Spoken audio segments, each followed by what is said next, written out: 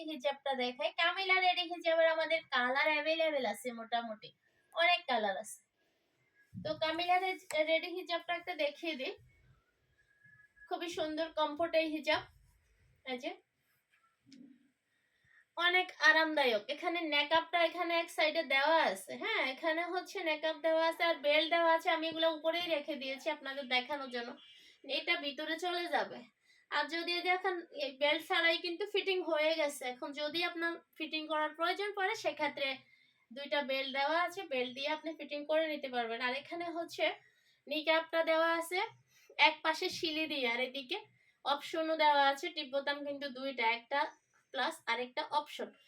তো যার যেখানে ফিটিং হবে এখানে পরে নিতে পারবেন। আর কালার অ্যাভেলেবেল আছে প্রতিটা হিজাবের, আমাদের ব্ল্যাক আছেই।